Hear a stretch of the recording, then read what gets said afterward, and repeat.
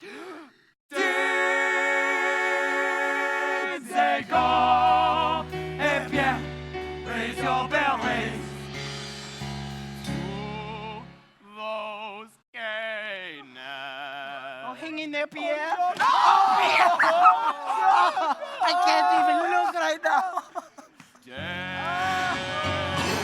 Pierre, you were like good shit.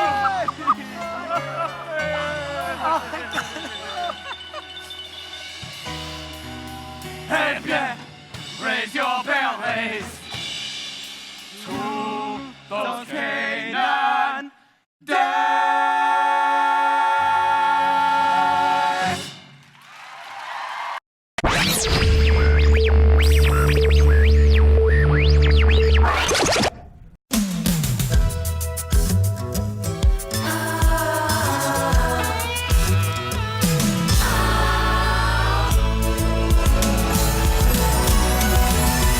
Whatever happened to predictability?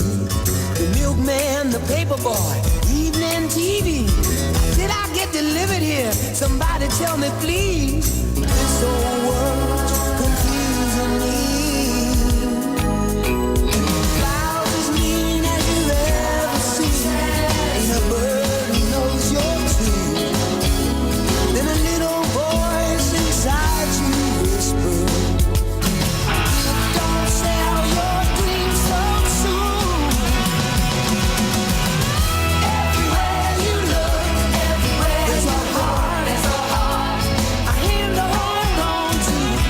Everywhere you look, everywhere there's a place of somebody who needs you.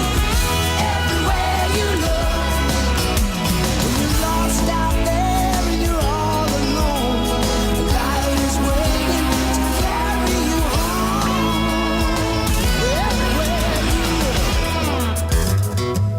Everywhere you look, everywhere you look.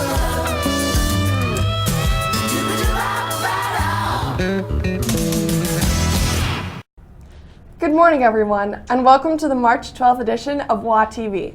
We're coming to you today from Studio 22. I'm Hannah. And I'm Gerald. And today we're going to be looking at the history of daylight saving time, another question of the week, and catch you up on some recent announcements. But first, Alexis Savage caught up with a crew that was working behind the scenes during the spring musical. Here she is. Hi, I'm Alexis Savage from WAtv, and today I wanted to give you guys an inside look at the makeup crew for the spring musical. My name is Leah Rinker, and I am in charge of hair and makeup crew for Joseph this year. I also did it last year with The Little Mermaid. This year is challenging in a lot of different ways. Last year we had a ton of specialty makeup for characters with Ariel and with Flounder and with Ursula. This year's different, but it's also just as challenging, I think. We have to put a lot of makeup on a lot of people. They all have to look Egyptian and gold, so there's a lot of sparkles that are involved that everybody really loves. I still have sparkles in my hair. I have two girls, Alexis and Alyssa, and they are basically like my two right hands. They are able to do all of the Egyptian makeup with like the dancers, and they can do stuff that I can't even dream of, so that's great I have them because I can do like, you know, a third of that. So I appreciate it a lot. We also are in charge of like everything dealing with their hair. So I have some girls who are phenomenal at braiding and phenomenal at like doing things with hair. We have, honestly, I think I have like 40 girls who are helping me, which we need everybody. It takes about 2.5 hours to get everybody ready. But yeah, so in addition to that, then we're in charge of stuff like jewelry and headpieces and masks, so many masks. So being on the makeup crew is really fun. I would recommend it next year. It's really challenging, but it allows you to be behind the scenes, you know, of the musical and to see the ins and outs. And without makeup crew, we would not have what we have today on stage. Obviously, like we have the dancing and the choreography is phenomenal, and Corbett does a phenomenal job. But we're able to kind of like add our stamp to it, so that's fun. And yeah. Congrats to everyone involved in the musical this year. 8 solid weeks of preparation and shows paid off with a phenomenal show. We want to thank Mrs. Vurick and other directors for their leadership throughout that time. Now, let's get to a couple of announcements. Congrats to Paige Gifford and Madeline Cumby as they represented Wheaton Academy in the state DECA competition. Paige and Madeline competed in the merchandising and buying competition, where they finished in 13th place out of 75 teams.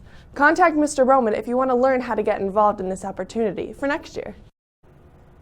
Are you a Christian musician interested in serving on the worship team for next year?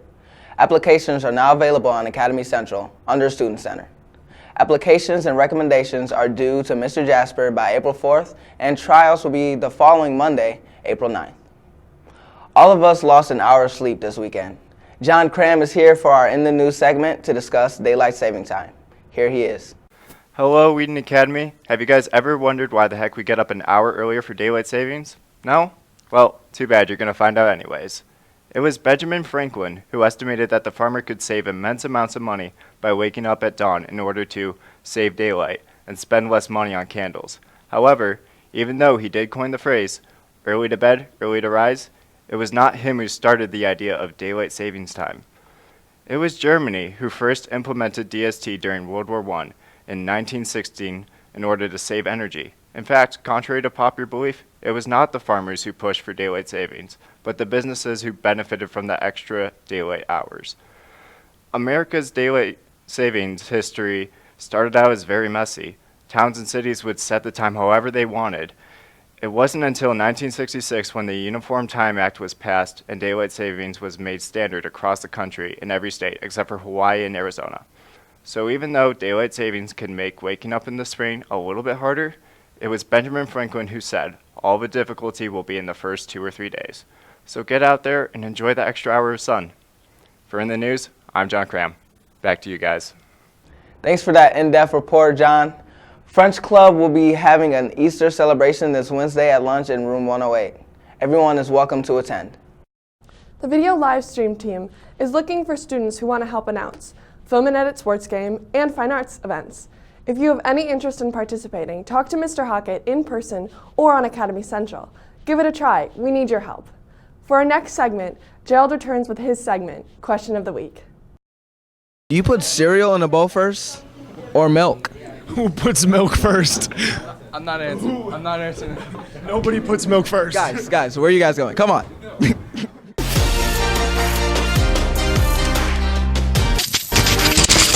Listen,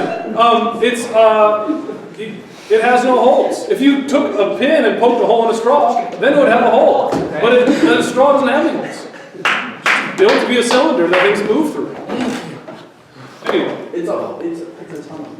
Yeah. It's a hole. It's a hole? What do you mean? I'm going to the store to buy a hole? That doesn't make sense. What?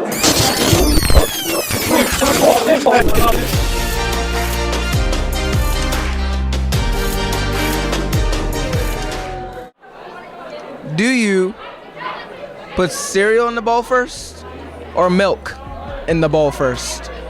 I think milk is always the better option to go with first, and then the cereal. Cereal first, then milk. Okay, milk first, obviously, because if you put your cereal in first, it gets all soggy, and that's disgusting. If you eat mushy food for breakfast, that's gross, okay? The milk goes first. The milk goes first. So, the question is, do you put milk in the bowl first or cereal? Cereal.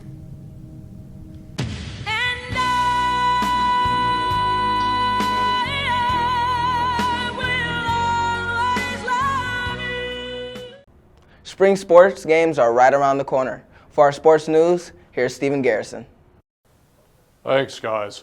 We have a couple sports playing this week, so let's get you caught up on where and when. Both the girls and the guys track teams will have meets this weekend. The girls run at Glenbard South on Friday and at 4:30, and the guys run at 10 a.m. on Saturday, also at Glenbard South. Our lacrosse team plays this Friday night at home on Performance Trust Field. JV starts at 5:30, and varsity will start at 7 p.m. And finally, girls soccer is getting underway on Tuesday night way out there at Ileana High School. On Wednesday, they play a little closer to home at West Aurora starting at 4:30 p.m. Quinn Partain put together a few highlights from past seasons to get you ready this week in soccer. Check it out.